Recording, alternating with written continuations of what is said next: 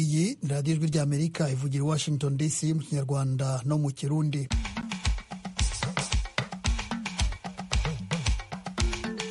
Ndabashuhuje mwese, ndi Jeffrey Mutago mubaha ikaze mu biganiro tugiye kubagezaho muri aka kanya. Tugiye guhera ku makuru y'akarere k'ibiyaga bigari, arakurikirwa n'ikiganiro iwanyu mu ntara, nyuma yacyo n'ikiganiro cy'umuziki. Ikaze mu makuru yacu muri iki gitondo.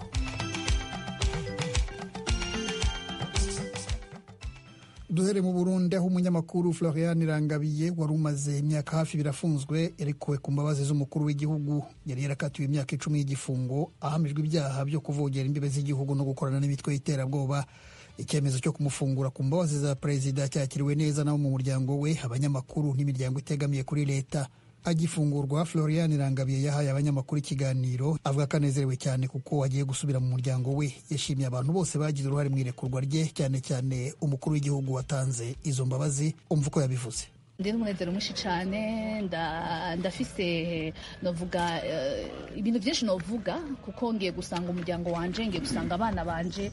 Nizera ko uno munsi uza kuba umunsi udasanzwe kuri bo. Itariki ya 16 ukwezi kwa Myandagaro 2024 izo bitariki idasanzwe mu buzima bwanje. Izo bitariki zo kwiyandika mu mateka yanje mu buryo butandukanye n'ubundi. Ahasa ahantu ho kwifuriza umuntu wari we wese naho yaba umwansi wawe kuri kuba umukuru w'igihugu, nyakubaho umukuru w'igihugu Evariste Ndayishimiye agashobora kumpa ikigongwe.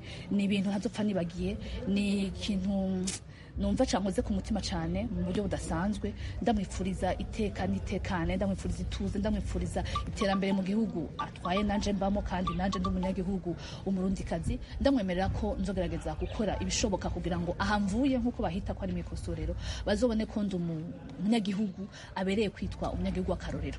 Kuko uko bigenda kose, yaba ari akarenganyo, yaba ari novuga uburyo umuntu yinjira ngaha, uko bigenda kose si ahantu haryoshe, si ahantu habereye. Nahaboneye byinshi, nizera ko bizomfasha mu kubaka Burundi yifuza, Burundi umuntu wese yifuza. Nkaba ndamushimiye by'umwihariko bimwe bidasanzwe kubera ko yambereye umuvyeyi no munsi nkuko nawe ari umuvyeyi w'abarundi bose. Nshima kandi amashirahamwe mpuzamakungu n'ay'abarundi yagiye arakora uko ashoboye kugatera kamo uno munsi uboneke ndawushikeko. Ndashima cyane kandi umuryango wanje, ndashimira abavyeyi, ndashimira abavukanyi, ndashimira abo bose bamfise ku mutima, nabone bagumye banyumvira kandi bambaye hafi mu buryo bucanka buriya. Bashimira rero n'abandi bamenyesha amakuru bagenzi banje, nshimira cyane cyane rero n'umuryango mpuzamahanga w'ibihugu by'Iburaya kuko wambaye hafi mu buryo budasanzwe. Nkashimira kandi Amnesty International, nkashimira urwego rw'abaharanira agateka kazina muntu bose, ico navuze SDDH. Sixte Venyine Muraba ukuriye komisiyo y'igihugu ishinzwe uburenganzira bwa muntu mu Burundi yashimye imbabazi zahawe umunyamakuru, yongeraho ko yizeye ko n'abandi bafunzwe bagiye kurekurwa bakajya gufasha mu iterambere ry'igihugu. Yasabye akomeje Minisitiri w'Ubutabera w'u Burundi ko yakora uko ashoboye imibare y'abafunzwe ikagabanuka. Ijambo ni ijambo ryo gushima ingingo y'umukuru w'igihugu yatanze ikigongwe kuri uwo yahora afunzwe, kandi twizera ko hariho n'izindi ngingo zigiye gukurikira kugira ngo n'abandi bafunzwe bashobore gutezurirwa. Kuko murazi ko twama tubivuga mu maraporo yacu, turasaba ko ibitigiri by'abafungwa byogabanuka cyane, kuko murazi ko iyo hari abafungwa benshi batabaho neza kandi badafungura neza. Ariko iyo abo bafungwa baronse ikigongwe canke bagakurwa mu munyororo, nibo bashobora gufasha mu iterambere ry'igihugu. Twibaza ko ivyo bizobandanya, dusaba ko nyerecyubahiro umukuru w'igihugu yobandanya kugira ngo n'abandi, turabizi ko bariko barabitegura, binyaruke abo bandi basigaye nabo bashobore kuronka ico kigongwe. Tuca dusaba n'umushikiranganji ajejwe ubutungane ko nawe yogira inguvu kugira ngo akurikize iyi ntumbero, nabo abafungwa nabo bashobore gutezurirwa, kuko umwe wese mu vyo ajejwe haba harimwo ingene ashobora gufasha kugira agabanye ivyo bitigiri. Dusaba n'umushingamanza mukuru wa Repubulika ko nawe nyene yogira iyo ngendo nyene kugira ngo twese mu Burundi twumve ko ikituraje ishinga ari ukubitigiri vy'abanyororo bishobora kugabanuka, gutyo bamwe bahora birirwa ataco bariko barafasha igihugu bashobore kuza gutanga intererano yabo. Tuve mu Burundi tuje muri Repubulika ya Demokarasi ya Kongo, aho leta ivuga ko imibare y'abandura ubushita bw'inkende izamuka ku rugero ruhangayikishije. muri raporo yasohoye ejo kuwa gatanu, minisiteri y'ubuzima muri Kongo iravuga ko abagera ku 15,664 bamaze kwandura iyi ndwara mu gihe imaze guhitana 548. Jimmy Shukran Bakomera. Iyo raporo yumvikanisha ko abamaze guhitanywa n'icyo cyorezo ari 548.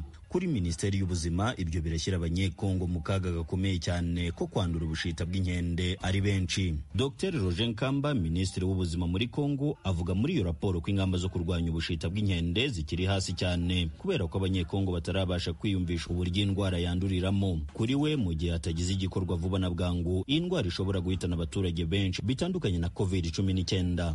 Iyi raporo yumvikanisha ko ubwandu bw'ubushita bw'inkende muri Kongo burimo gukwirakwira cyane mu ntara za Maniema, Kivu ya ruguru n'Epfo, Ituri, Kasai Centrale n'ahandi hose mu gihugu. Minisiteri y'ubuzima igaragaza ko by'umwihariko mu ntara ya Kivu ya ruguru, agace kazengerejwe n'intambara itera uruja n'uruza rw'abantu, nabyo bishobora gutera izamuka ry'umuvuduko w'ubwandu bw'ubushita bw'inkende bitewe n'ubwinshi bw'inkambi z'impunzi. Abahanga mu by'ubuzima muri Kongo bavuga ko kuba iki cyorezo kije mu gihe intara ya Kivu ya ruguru ifite inkambi z'impunzi nyinshi bishobora kuzatuma ubwandu bw'ubushita bw'inkende bwiyongera cyane muri iyi ntara kurusha izindi. Ubuyobozi bw'intara ya Kivu ya ruguru buvuga ko kuva aho iyi ndwara yavumburiwe, abandura cyane ari abahura n'impunzi cyane. Uyu ni Madamu Priska Luanda Kamala, umunyamabanga mukuru mu biro bya guverineri w'intara ya Kivu ya ruguru. La présence des cas dans la ville de Goma et en kuba mu mujyi wa Goma n'ahahakikije hagaragara inkambi z'impunzi nyinshi bitera kwiyongera ku bwandu bw'ubushita bw'inkende. Iki ni ikibazo gikomeye cyane kuko minisiteri y'ubuzima nayo ikomeje gushakisha icyatuma iki cyorezo gisubira inyuma nubwo umuti utaraboneka cyane. Ibi biteye impungenge kuko mu nkambi z'impunzi niho hahurira abantu benshi kuri iyi nshuro hano mu mujyi wa Goma kurusha ibindi bice. Icyo duhamagarira abaturage ni ukwirinda uko babishoboye, kugira isuku, bakaraba amazi meza n'isabune n'ibindi. Ibyo bizadufasha kwirinda cyane. Mu gihe hari ugaragayeho ubwandu, agomba kwerekeza ku kigo nderabuzima kimwegereye. Kuba mu nkambi z'impunzi ariho hagaragara akaga gakomeye cyane ko kuba mu mujyi wa Goma n'intara yose hakwirakwizwamo ubwandu bw'ubushita bw'inkende biratera icyoba abaturage. Ibibazo ni byinshi nk'uko bamwe muri bo babwijwe ry'Amerika. Icyo ntinya kuri iyi ndwara ni uko isuku nke ikomeje kugaragara hano mu mujyi wa Goma. Ibyo ni ukubera ko hari impunzi nyinshi zaturutse mu bice bitandukanye, kandi ubundi iyi ndwara tutari tuyimenyereye mu zindi ndwara. Twebwe nk'abaturage bidukira mu kaga cyane, gusa wenda dufatanyije n'ubuyobozi turashobora kuyirwanya cyane twubahiriza isuku. Nibyo, nyuma yo kumva iby'iyi ndwara tubona ikomeye cyane, niyo mpamvu tugomba gushyiramo imbaraga. Abayobozi bacu nabo bakadufasha bakongera imiti mu bigo nderabuzima. Ishyirahamwe ry'abaganga batagira umupaka Médecins Sans Frontières MSF rinakurikiranira hafi abarwayi b'ubushita bw'inkende mu burasirazuba bw'igihugu ryemeza ko imibare y'ubwandu ikomeje kugenda yiyongera kuva aho iki cyorezo cyataruriwe. Ariko Madamu Natalia Torrent, umuyobozi wa MSF muri Kivu ya ruguru, avuga ko kugeza ubu nta mibare nyakuri y'abanduye mu mujyi wa Goma bafite. Nibyo koko ubu turi gukorera mu nkambi zose zo mu mujyi wa Goma no muri Kivu ya ruguru, cyane ko muri iki gihe monkeypox nayo yiyongeye ku zindi ndwara. Dusanzwe dufasha leta ya Kongo kuvura impunzi n'abandi baturage basanzwe. Dukorera no mu bindi bigo bitandukanye, ariko kuri iyi nshuro imbaraga twazishyize mu nkambi z'impunzi. Ntabwo imibare turayimenya neza kuko ubwandu bwiyongera umunsi ku munsi, ariko ubu mu ntara yose tumaze kubona abantu bari hagati ya 700 n' 1,100. Dutanga imiti ku gihe kuko ibyo bizadufasha mu kurinda kwiyongera kw'iki cyorezo. Muri iyi ntara kandi MSF ni irimo gufasha leta ya Kongo kwita ku barwayi b'ubushita bw'inkende, cyane aho yibanda mu nkambi z'impunzi. Madamu Natalia Torrent yumvikanishije ko kugeza ubu bagihura n'ingaruka zikomeye cyane zo kurwanya ubwandu bw'ubushita bw'inkende, haba mu baturage basanzwe ndetse no mu nkambi z'impunzi. Jimmy Shukrani Bakomera, Ijwi ry'Amerika, Igoma. Mukomeje kumva radiyo Ijwi ry'Amerika ivugira i Washington DC. Tugeze mu mwanya w'ikiganiro Iwanyu mu ntara. Iwanyu mu ntara. tuyagire mwisanzuye ku ijwi rya Amerika. Ni kuva ku wa mbere gushika ku wa gatanu kuva isaha 7 gushika isaha 7:30 z'umutaga. Iwanyu mu ntara, iwanyu mu ntara, iwanyu mu ntara.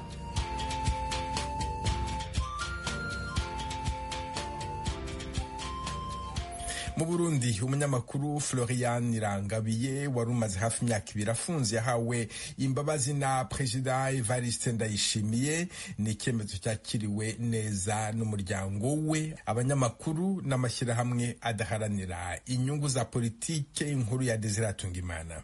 Uwo mufasoni umenyesha makuru muri radio Igicaniro Florian Irangabiye yagiriwe ikigongwe n'itegeko ry'umukuru w'igihugu nimero 100 ryo kwa 14 ukwezi k'umunani umwaka wa 2024. Yahuruka gukatirwa gufungwa imyaka 10 na sentare nkuru ya Ntahangwa mu gisagara ca Bujumbura no gutangira hadabu y'amafaranga y'amarundi umuriyoni. Abo bakorana muri radio Igicaniro batina kamwe mw'intangere kubona umenyesha makuru batasiba kuvuga ko yazira umwuga wiwe agirirwa ikigongwe n'itegeko ry'umukuru w'igihugu rihagarika ivyaha vyose yari yagirijwe. Jeremy Hatangimana avuga ko ari intsinzi ku mwuga wo kumenyesha amakuru. Turashima cyane ingingo y'umukuru w'igihugu yafashe kumurekura. Nta numwe atoshima, nta utoshima, gusa ni n'akaryo keza ko gutera intege umukuru w'igihugu kumbure kugira ngo ntibize vyame birinda gushikaho ari we afata ingingo yo kurekura umuntu yucanke uriya aho boneraho no gushimira kumbure abantu bose duhereye ku mukuru w'igihugu bagize ico bakora kugira ngo umesha makuru Florian Irangabiye afungurwe, umesha makuru Florian Irangabiye ashobore kubaho muri no myaka 2. Abamenyesha makuru b'abarundi bakorera mu mihingo itandukanye nabo nyene bakiriye neza iyo ngingo y'umukuru w'igihugu. Basaba ariko ko n'abandi bafungiwe ubusa borekugwa, imanza nazo zaciriwe abamenyesha makuru 6 bagirizwa gutembagaza ubutegetsi bw'u Burundi zigafutwa. Byabaye rero umukuru yafashe iyo ngingo byaduha imizero, byatweretse yuko n'ibindi bishoboka. Nibi ntawarabyiteze, ariko biboneka yuko kumbure n'izindi ngingo zirashobora gufatwa mu gihe umukuru w'igihugu yobona neza yuko isura y'igihugu igaragara neza mu gihe hafata ingingo nziza nk'izo yarafashe zo kurekura Florian Irangabiye. Giye gutuma n'abandi bavuga ati tukora umwuga wo kumenyesha amakuru, na cyane ko n'itegeko ryaje ryakuraho kumenyesha amakuru adategerezwa guhanishwa umunyororo. Nibaza ko umukuru w'igihugu yegwararekuye Florian, mugabo Sandra acafunzwe, ariko mwibuke abimenyesha amakuru bimwe biracahabwa gasopo. Nibaza ko nibi byose bikwiye kuvanwaho kugira demokrasi itsimbatare. Twashimiye iyo ngingo kandi tuvuga ati Florian Irangabiye kubona yatezuriwe nuko yoshikira mu biwe agashika mu kazi kiwe kamisi yose. Nk'umumenyesha makuru wundi nka Sandra Muhoza nawe yahagaritswe ari mu bazize akazi kiwe, nawe nyene yurekurwa mu bandi. Abandi bakiranye umunezero ingingo y'umukuru w'igihugu igirira ikigungo umumenyesha makuru Florian Irangabiye n'abakenyezi. Justine Nkurunziza w'umuhari n'amahoro ati n'umunezero udasanzwe kubona umufasoni agiye gusubira mu bibondo vyiwe. N'umunezero mu bakenyezi bose, n'umunezero mu barundi bose, n'umunezero ku bavyeyi bose kubera umwe wese aca yibaza ati ahwi aragiye gusubira mu bibondo vyiwe, ese yo dutabara akabigirira abandi bari mu mabohero atandukanye. Ni benshi cyane bazira ubusa. Nukuri yakoze. Florian nawe turamuhaye kaze mu buzima busanzwe, asubire mu muryango arera abana biwe. Umuvukanyi wa Irangabiye naho atashimiye kuvugira kuri mikro zacu yamenyesheje ijwi rya Amerika ko ingingo y'umukuru w'igihugu yayakiranye umutima ushima. Florian Irangabiye yari yafatiwe mu gisagara ca Bujumbura igenekezo rya 30 ukwezi k'umunani umwaka wa 2022 agiye mu rubanza rw'umuryango avuye mu gihugu cy'u Rwanda aho yari asanzwe aba. Yaciye aja gufungirwa mu iperereza ry'u Burundi aho yavuye yagirizwa kuvogera imbibe z'igihugu no gukorana n'imigwi y'iterabwoba. Irangabiye yavuye mu iperereza yimurirwa mu ibohero rikuru rya Mpimba mu gisagara ca Bujumbura aho yavuye yimurirwa mu ibohero rikuru rya Muyinga mu buraruko bw'u Burundi. Amakuru yatangajwe nuko muri iryo bohero yarakubaguwe n'abari bajejwe kuricungera, bituma yimurirwa mu ibohero rikuru rya Bubanza aho iyo nkuru nziza yaje musanga. Desire Hatungimana, Kigali, Ijwi ry'Amerika. Iyi nkuru mushobora kandi kuyibona ku rubuga rwa internet wa3.radio@voa.com no kuri Facebook VOA radio yacu. Mu Burundi kandi muri komine ya Kabezi mu ntara ya Bujumbura nta mashanyarazi yari yahagera, abahatuye bavuga ko bibasigaza inyuma mu iterambere. Inkuru irambuye Thierry Vendayishimiye. Aha turi ku mutumba wa Ramba muri komine Kabezi, aho abakunzi b'Ijwi ry'Amerika bishikiye ahasanzwe harashinzwe ibyuma bitwara umuyaga nkuba. Gushika ubu nta nsinga zirashigwa ko abahaba ariko barashima kubona ibyo byuma byarashinzwe kuko ari ikimenyetso c'uko umuyaga nkuba ugiye kuhashwara. Nta bitigiri abakunzi b'Ijwi ry'Amerika babashije kumenya iby'abantu baba kuri uyu mutumba wa Ramba ndetse n'abagize komine yose ya Kabezi. Basigura ko bari batanguye kwitegurira gukoresha uyo muyaga nkuba mu bikorwa by'iterambere kuko kutagira umuyaga nkuba bituma baguma inyuma mu iterambere. Uko niko babisigura. Nuko bosira kw'inshinga hama karahura umuyaga nkuba kugira natwe turo amatara haba ibintu by'iterambere, hari uko abantu bashobora kuba badandaza ibintu ntibihave bigira ingorane nk'amata. Amatara birafasha cyane, bituma tuba ahantu hameze neza kandi habona kandi ducuruza ibintu bigasohoka. Nk'aha akazi kacu dushobora gukoresha imashini z'umuyaga nkuba, amateriye de sudire, amasaro do kwafira n'ibindi. Twagomba ahubwo bishe binyaruka dutangure kurara habona. Abanyagihugu baba muri iyo komine bemeza ko basigaye inyuma mu iterambere kuko komine babamwo isa niyegereye igisagara ca Bujumbura. Bavuga ko bahura n'ikibazo co kutaronka naho bakanyisha ibintu bishobora gupfa iyo bitagiye muri frigo birimo inyama n'amafi. Naho amatelefone yabo bavuga ko bifashisha abakoresha umuyaga nkuba uva ku mirasire y'izuba, ariko naho hakaba atari henshi habegereye. Ikindi bavuga nuko kutagira umuyaga nkuba bituma n'abasuma babiba buri munsi, aho batubwiye ko bashobora kuryama bagasanga basuma inzu yose bayogeje. Niyo tugomba ibintu bijyanye na frigo urumva twajya kurondera iyo mafrigo ari hari umuyaga nkuba, ibintu bijyanye no gusudira nko mu gihe cy'uza gukubisha nk'ibigori canke imyumbati byatugora ugasanga tugiye mu za Kanyosha.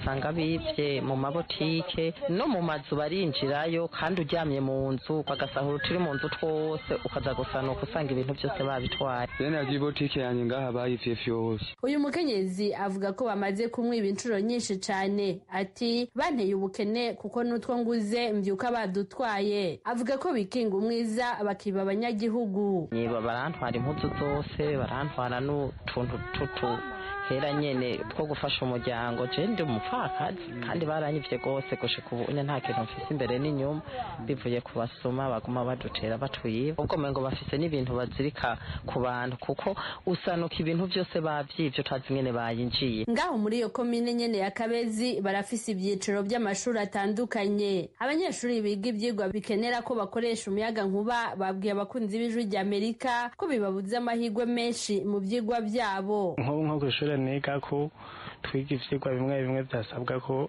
hakoramwo umuyaga nkuba, canke ivyuma dukoresha mu ishure bimwe bisaba ko umuriro uva ku muyaga nkuba ariko bitakunda kubwiyomva. Ico twosaba nuko botunyarekeza agira natwe ngo dutangure gukora nk'abandi. Abakunzi b'Ijwi ry'Amerika bagerageje kurondera abajejwe intwaro ngaho muri komine ya Kabezi, bavugana n'umukuru wa zone Ramba ico bakiriko kirakogwa kugira ngo umuyaga nkuba uboneke. Reyimose Sengiyumva araremesha barongoye ko igikorwa co gushirako intsinga muri ivyo bice kizotangura vuba naho atakiringo yerekana. Ubusanzwe ibibazo by'umuyaga nkuba biri ngaho gusa, no mu Gakungwe harakenewe ko haja umuyaga nkuba kuko hari ku muvuduko muremure wo gutera imbere. Hanyuma zirya noze bashinze biriko birakora kugira ngo bashireko amasinga, nuko bariko barakorera muri Kabezi. Abaje Kabezi nibaza ko baca begereza gushira isinga harya nyene nabonye kwiramba naho batangwa gushinga amapoto. Komine Kabezi iri mu makomine yegereye igisagara ca Bujumbura, aho kuhashika uvuye muri komine ya Kanyosha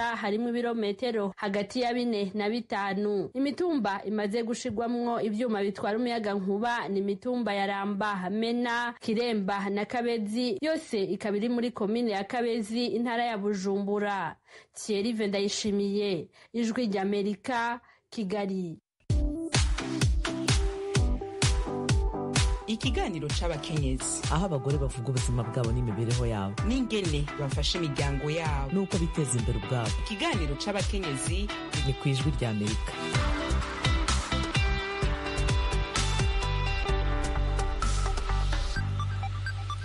mu burasirazuba bwa Repubulika ya Demokarasi ya Kongo muri teritwari ya Uvira, abagore batawe n'abagabo babo, abapfakazi n'abafite abagabo b'inyanda bahitamo gukora imirimo ivunanye ariko bakirwanaho bagatunga imiryango yabo.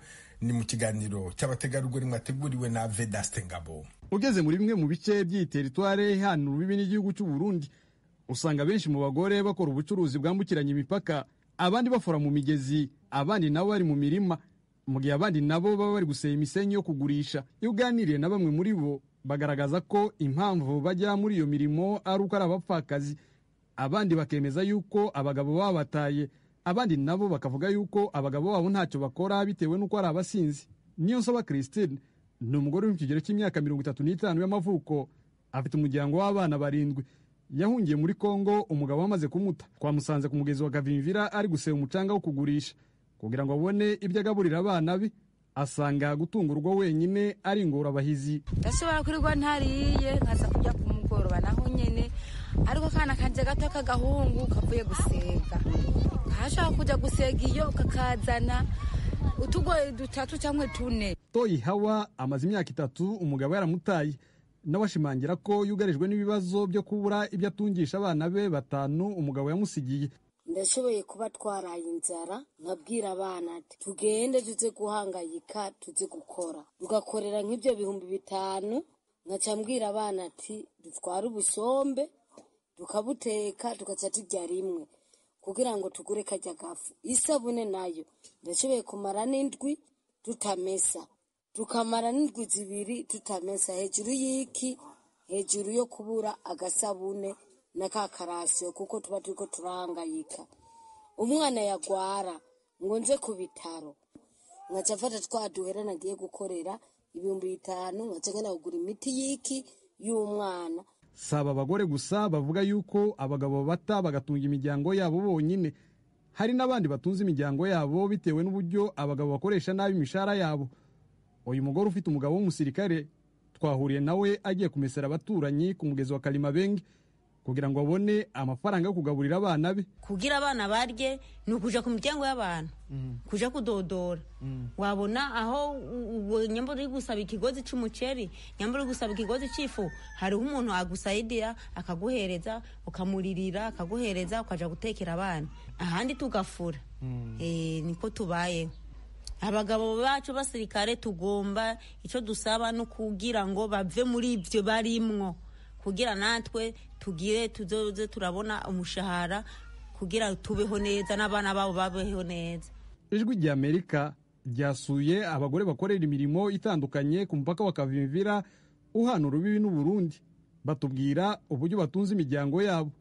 Nahimana Chantal agendana ubumuga, atunze umuryango w'abantu 5 binyuze mu mirimo akora yo kwambutsa ibicuruzwa biva mu Burundi biza muri Kongo. Abana 5 nashoboye kuva ngando se n'uduhumbi 5 cyangwa 10, nkagura ubufu, nkagura indagara, nkacumba ubugari tukarya tukaba musikabandanya. Ni gute utunze umuryango ugendana ubumuga? Ntunze umuryango ugendana ubumuga mbere atangire mu kazi k'inzoga. Akazi k'inzoga nyene bisa no kumengo baratwankiye, ariko twace tujya kuza turicara hage nyene kuri douane, uzanye akazigo k'igihumbi ushiramwo, kabibiri ushiramwo, hari igihe kwiza rasiyo yo kurya, urumva nyene tubayeho uko nyene. Aha Kavimvira kandi twahuriye na Bati Noella, umugore w'umupfakazi utunze abana 12, yarimo yururutsa amabido ya lisanse mu mato yo kugurishiriza abashoferi b'abarundi. Avuga ko atunze urugo rwe wenyine binyuze mu mirimo y'ubucuruzi akora. Lisanse ni mbayeko mw'imisi yose. Bana amafaranga nk'ibihumbi 10 cyangwa ibihumbi 5 bivana nuko nadandaje. Wagera mu rugo nkaraba ukuntu nsumira abana bonye n'ibihumbi 5, asigarana n'ibihumbi 2 byo kubafasha amagwaye ashitse. Niki wabwira abandi bagore?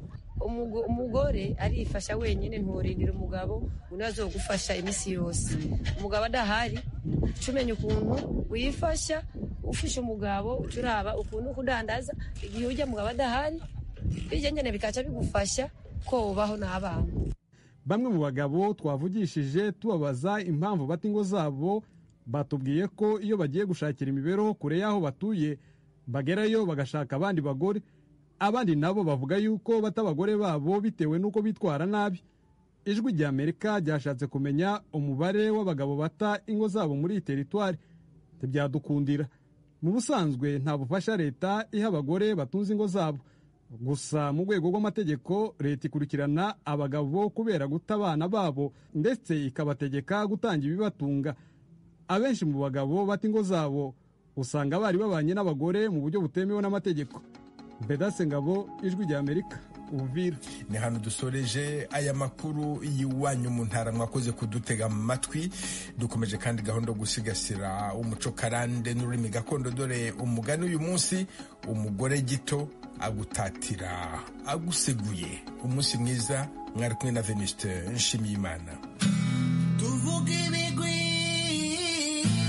Ijwi ry'Amerika, Ijwi ry'Amerika. Tuvuge ibigwi, Ijwi ry'Amerika.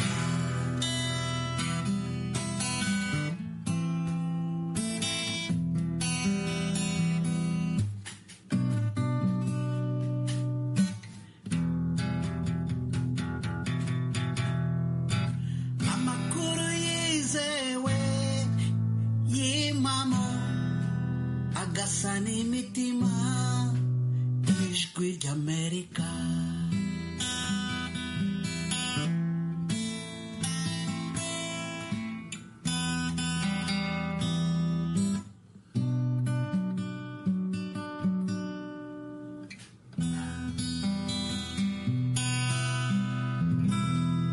Dusangira ijambo, dushaka agasaro kaburaga, muri Sanga ku Ijwi ry'Amerika.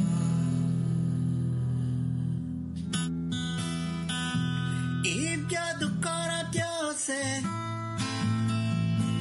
nimwe dushyira imbere ku Ijwi ry'Amerika. Ijwi ry'Amerika, Ijwi ry'Amerika,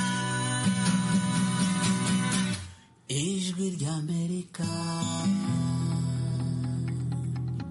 Inshuti mukomeje kudutega